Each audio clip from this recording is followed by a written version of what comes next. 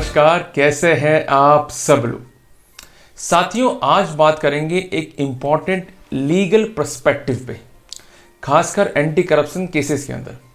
छोटी सी बात है, आपको समझनी होगी क्योंकि आपके केस की 80% जीत जो टॉपिक मैं आज डिस्कस करने वाला हूं उस पर निर्भर करने वाली है।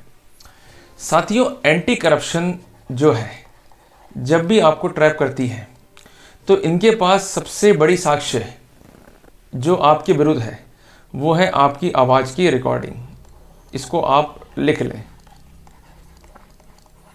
ये ऐसी साक्ष्य है जो एसीडी के हिसाब से होती है अकाट्य, क्योंकि इनका बंदा या विक्टिम आपके पास में आया और उसने आपसे कहा कि सर पैसे लेकर मेरा काम कर दें, और जैसे ही पैसों की डिमांड हुई तो वहाँ पर आपकी आवाज़ को जो है वो रिकॉर्ड कर लिया गया। अब उसके बाद ये दो काम करेंगे, उस रिकॉर्डर से जो वॉइस फाइल है उसको ट्रांसफ़र कर देंगे कंप्यूटर के अंदर और उससे तैयार करेंगे ये सीडी। एक पार्ट तो इनका ये हो गया और दूसरा पार्ट है ट्रांसक्रिप्ट जो कि ये तैयार करते हैं। अब मैं इसी वाले पार्ट पे जो है जोड़ दूंगा सीडी के ऊपर आज, कि सीडी पर अगर हमने वर्क कर लिया तो आप लिख लीजिए कि 80% केस को जो है हम जीत गए। सीडी का जो स्ट्रक्चर है पहले हमें वो समझना है। ये मैं इसलिए आपको समझा रहा हूँ कि जब भी हम पढ़ते हैं एनाटॉमी या फिजियोलॉजी, तो जब तक हमें स्ट्रक्चर के बारे में नहीं पता, स्ट्रक्चर कैसे काम करता है उसके बारे में नहीं पता, तो आगे का मैं समझा भी दूंगा तो कुछ भी आपको जो है समझ में नहीं आएगा। सीडी की जो फुल फॉर्म है ये है कॉम्पैक्ट डिस्क। यहाँ पर एक बात आपको समझनी होगी कि ये सीडी जो है तैयार करने का प्रोटोकॉल कहाँ पर है और किस प्रकार ये सीडी तैयार करते हैं, ये भी हमें आज जो है समझना होगा। साथियों, यहाँ पर एक बात आप नोट रखें कि दो तरह की एविडेंस जो है वो कोर्ट में पेश होती है। एक होती है प्राथमिक साक्ष्य जिसे हम कहते हैं प्राइमरी एविडेंस, और दूसरी होती है सेकेंडरी एविडेंस जिसे हम कहते हैं द्वितीयक साक्ष्य। ये साक्ष्य जो है प्राथमिक साक्ष्य की बजाय कम रिलायबल होती है, बट इसको भी साक्ष्य का जो है दर्जा दिया गया है और इसे कैसे एडमिसिबल करना है जिसके लिए सेक्शन 65 इंडियन एविडेंस एक्ट भारतीय साक्ष्य अधिनियम में जो है प्रावधान दिए गए हैं, जबकि प्राथमिक साक्ष्य के लिए जो है सेक्शन 64 इंडियन एविडेंस एक्ट भारतीय साक्ष्य अधिनियम में जो है प्रावधान दिए गए। अब जो प्राइमरी एविडेंस है इसके वापस से जो है दो टाइप है, एक तो है मौखिक और दूसरा है डॉक्यूमेंट्री। मौखिक में भी जो एविडेंस डायरेक्ट है वो प्रिवेल करेगी और जो एविडेंस डायरेक्ट नहीं है वो प्रिवेल नहीं करेगी। एक बात जो है आप नोट रखें, डायरेक्ट और इनडायरेक्ट एविडेंस। जबकि डॉक्यूमेंट्री एविडेंस में भी जो है दो पार्ट हैं। क्या क्या है वो आप समझ लें। एक तो है डॉक्यूमेंट, दस्तावेज, और दूसरा है इलेक्ट्रॉनिक एविडेंस या इलेक्ट्रॉनिक रिकॉर्ड। इलेक्ट्रॉनिक रिकॉर्ड के लिए अब सेक्शन 65B और section 65A Indian evidence act में जो है स्थितियों को स्पष्ट कर दिया गया है कि सीडी की जो है एडमिसिबिलिटी कैसे होगी। ये पढ़ाऊंगा आपको आगे की सीरीज़ के अंदर, पर वापस से मैं बात कर रहा हूँ सीडी के ऊपर। देखो साथियों, सीडी जो होती है इस पर डाटा फाइल को जो है वो राइट किया जाता है। तो जब डाटा फाइल को राइट किया जाएगा तो इसे कंप्यूटर में जो है इंसर्ट किया जाएगा। तो जिस जगह हमारी प्राइमरी फाइल थी वो तो था वॉइस रिकॉर्डर। इस वॉइस रिकॉर्डर से जो डाटा फाइल है उसको ट्रांसफ़र किया जा रहा है कंप्यूटर में, और कंप्यूटर से जो है वो तैयार की जा रही है सीडी एक सॉफ्टवेयर का इस्तेमाल करते हुए। अब यहाँ पर जो सीडी है जिस कंप्यूटर से बनेगी वो कंप्यूटर सही रूप से काम करना चाहिए। ये सेक्शन 65B की रिक्वायरमेंट है। आपको करना क्या है, जब भी आपका चालान एसीडी कोर्ट में पेश होगा वहाँ पर उस दिन आपको एक लैपटॉप जो है वो कैरी करने का है। जैसे ही वो सीडी मिलती है उसके संबंध में 4 एनालॉजी या 4 बातें जो हैं फटाफट से नोट कर लें। सबसे पहली बात कि हमें टोटल जो है कितनी सीडी मिली है। एसीडी जो है ये 2 सीडीज़ जो है तैयार करती है अक्यूज के लिए। एक तो होती है रिगार्डिंग द वेरिफिकेशन जिसे हम कहेंगे सत्यापन, और दूसरी होती है सीडी जिसमें रिश्वत का जो लेन देन की समय वार्ता है उसके संबंध में जो है साक्ष्य होती है। ये सीडीज़ जो है ये बननी चाहिए 3 कॉपीज़ में। इनका डिपार्टमेंटल जो है प्रोटोकॉल है, बट आपको सीडी जो मिलेगी ये मिलेगी संख्या में 2। तो सबसे पहले कितनी संख्या में सीडी मिल रही है इसको आप जो है नोट रखें। दूसरी बात, सीडी हमें मिल किस में रही है, कवर में मिल रही है या विदाउट कवर मिल रही है। अगर कवर में है तो इसको भी जो है नोट रख लें। फिर इस कवर का नेचर क्या है, कि ये प्लास्टिक का है या पन्नी का है, इसको भी आप जो है नोट रख लें, इसका नेचर क्या है कवर का। और इसके अलावा जो सीडी मिली है उसका भी नेचर क्या है, कि वो डीवीडी के फॉर्म में है या सिंपल सीडी के फॉर्म में है, उस पर जो लिखा हुआ है कंपनी का नाम, वो किस कंपनी का नाम है, इसका दिमाग में सेटल कर लें। और आखिरी स्टेप है उस सीडीज़ की प्रॉपर्टीज़ को नोट करना।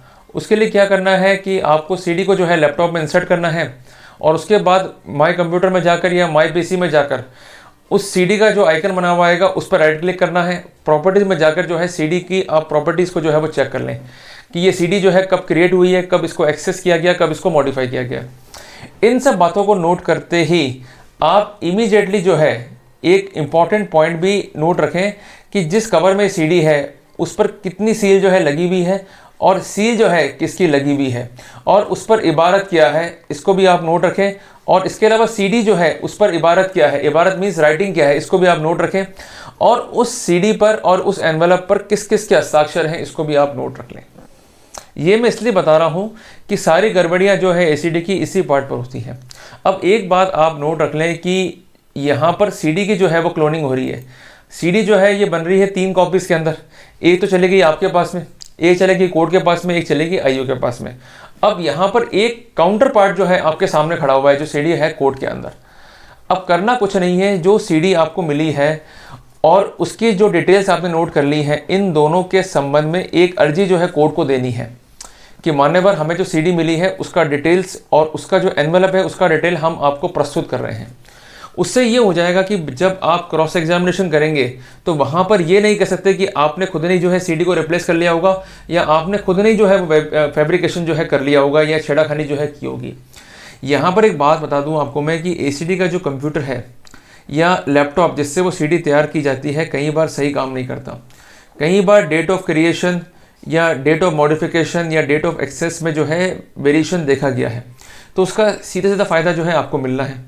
यहाँ पर एक बात जो है नोट रखनी है आपको, कई बार ये लोग क्या करते हैं कि जो सीडी अक्यूज़ की है ये उस समय तैयार नहीं करते हैं, ये तैयार करते हैं बाद में। सबसे पहले ये तैयार करते हैं सीडी फॉर द आईओ या सीडी फॉर द कोड। जब ये सीडी ऑफ द कोड में है और CD of the accused court में है, तो यहाँ पर एक कंपैरिजन स्टडी जो है आप कोड में कर सकते हैं regarding the properties of the CD and regarding the creation of the CD.